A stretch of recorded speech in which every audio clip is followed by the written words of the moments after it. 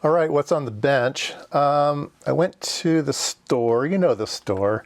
I needed some fancy resistors, and it's always dangerous going to the store because you might see other things. Now this one was $19.95, otherwise known as $20, and it even has a little card on it. Can you imagine that this has survived? I imagine this thing's pretty old. This thing survived all of those years with the tag still on it. So it doesn't really photograph well. It's all black on black. Yeah, there you go. So yeah, let me just flip this around. There we go. So it's from the White Instruments Incorporated from Austin, Texas. Not many things from Austin, Texas in the electronics field. Guess probably some university students from there. It says filter set model 2640. I haven't looked to see if there's a schematic for this yet or not. But it's got this cool knob on it.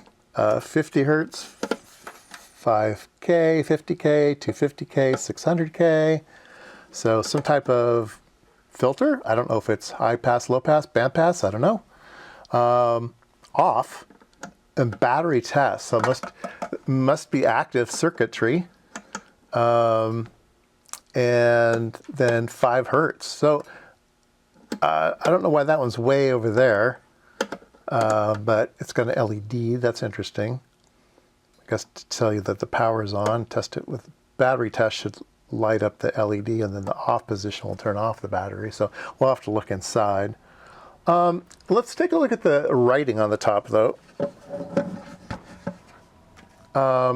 Connect output to the following instrument by a short unshielded leads. The capacity of the shielded leads may detune the upper channels.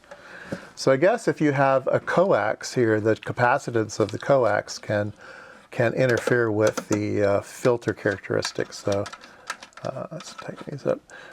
Yeah, so that's interesting. And then there's a little other tag. We can remove the price tag here. Then there's another tag here that says good needs plus 12 and minus 12 for 5 hertz range. I think that's range. Oh, okay. So maybe the battery is only needed for the 5 hertz filter. Maybe all the other ones are passive filters, and the 5 hertz is the only active filter, and it requires plus minus 12 volts. I wonder what kind of battery is plus minus 12 volts in this thing. Hopefully the battery hasn't leaked and done any damage. But let's see here. What's the back look like? Oh, well, the back's got a hole in it. Looks like a mouse has nibbled its way through there. Looks like a file. So I imagine that maybe somebody has owned this thing in the past, and the batteries are dead, but they brought in the plus and minus 12 through that hole. I don't know. And it's got feet on the bottom here, but I say, oh, wait a minute. So something on this side. NCR, model number 2640. That checks out. Serial number 152. I imagine this is the 52nd one ever made. Filter set. Okay. NCR, National Cash Register? NCR. I don't know. Maybe. I don't know if NCR has a location here in Silicon Valley or not. White Corporation. So I imagine we take these screws out, and maybe the two in the back. I don't know. We'll figure it out. All right, I've taken all the screws out, and seems to be moving.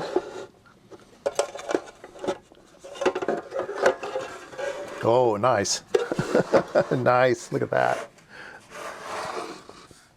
Oh, this looks very nice. That's, uh-oh.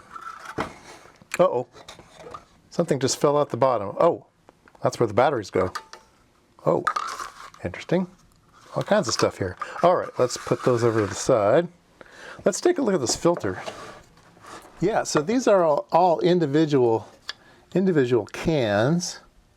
Imagine, I was wrong. I was going to guess this was the 5 hertz one, but here's the 5 hertz one here. So The big giant one is the 500 hertz.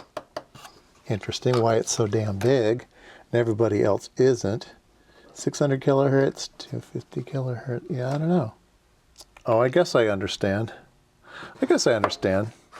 So these are all passive filters. So the lowest frequency passive filter was 500 hertz. So it's got the biggest magnetics.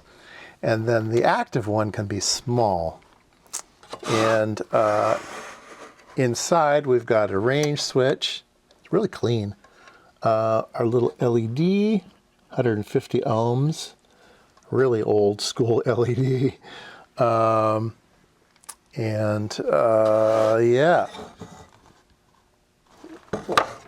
Are there some date codes on these things? 1969? Yeah, I think the 47th week of 69, the 44th week of 69, 1969. Can you imagine 1969? It still has this tag on it? That's just nuts. Must have been on a shelf. Anyway, let's look at the bottom where the batteries go. That's kind of cool. Oh, and there's some writing here. Here's the 5 hertz filter. And it's got lots of pins, and the other ones only have 3 pins. In, out, and ground, I guess. Let's see, the white, yeah, white is ground, so white, ground, ground, ground, ground. Yeah, white goes all to the grounds. And then, yeah, white goes to that ground. And then there's a spot here for some batteries. And they must be 2 batteries, and the tube holds them in place. Maybe there's 3 batteries. Let's see, what's it need? Plus or minus 12? Oh, wow. I don't know what kind of batteries this thing needs. I'll have to do some investigation here.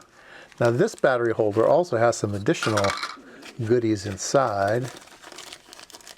And it's got some little metal clips. So I don't know what the metal clips do. You'd think it would be to hold the batteries in better, but I don't know what those do.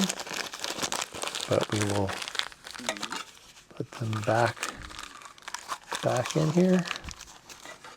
And yeah, I like it. 1969, wow. Okie dokie.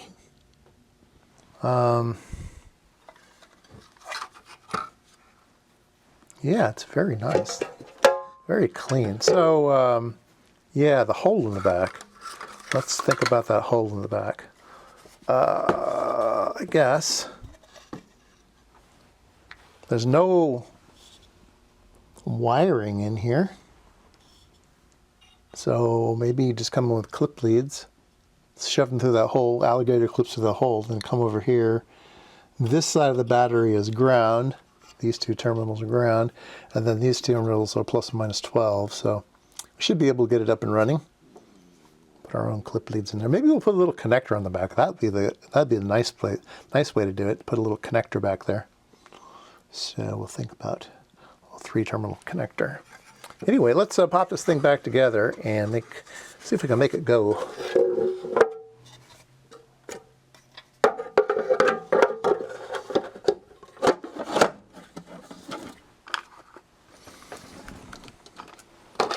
All right, let's see if we can hook up some signals here. And let's see. Okay, let's see here. Common ground, everything's ground. We'll just use one ground. We'll do a frequency response on the filter. We'll measure the input with this probe.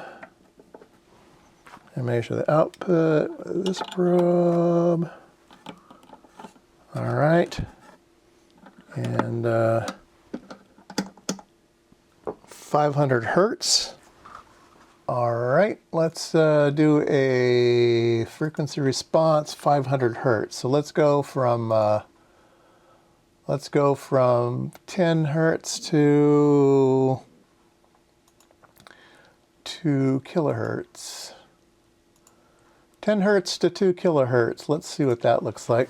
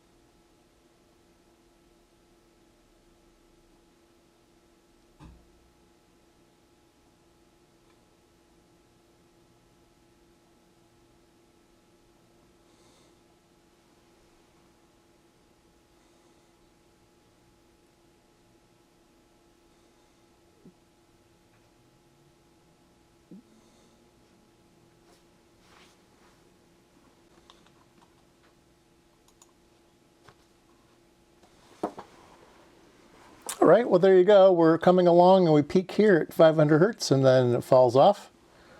Let's do 5K. So 5K, we want to start at, say, I don't know, we'll start at 1K and we'll go to 10K. All right, there you go. It's peaking here. Let's see, we can turn on a... Anyway, there you go. This is a Bodhi plot. So if we make it bigger, let's get rid of these. And if we make it big, so the filter response, this is the gain of the filter. It goes up and then it goes down. So that's the gain of the filter. The red line is the phase of the filter. So the phase changes as it goes through the filter. Now, it doesn't make this weird jump. It actually goes down, but there's not enough resolution in a plot to show the whole thing at the same time. I don't know if they'll let you do that here or not. Let's see here, grid order. No, that not going to do me any good. Let's see here, scaling. I know there's scaling in the waveforms. Phase scale 55 per degree. Let's do 100 and see what that looks like. Yeah, now that just makes it small. Phase offset. Let's do 0. Yeah, it's not going to help. But the phase information actually goes down and then back again. But to plot it, it just goes from 0 to 180 and then kind of flips upside down. So this is a flippiness, but you can imagine taking that part of the curve and just sliding it down. So it goes down to there and then it rolls off a little bit and it goes across, right? So this one kind of, oops, this one ends at 100 and it would be 180 plus 1. Anyway, you get the idea. It's actually flipped up, so it'll be down here around 280. Goes down here around 280. All right, but I don't know how to get it to plot that. They always like to do this flippy thing, but it's not real. It's just the way the plot is done. All right. Do we want to do them all? Probably not. You can get the idea. I've got different filters, different different response curves. All right, there's my latest toy. Maybe I'll figure out some type of a longer video to do on this thing. I'll see if I can find the data shift for it, and we'll hook up the power. See if we can't get the 5 hertz filter to go, and maybe look at some schematics and stuff for this thing. But this is the filter set model 2640 from White Instruments.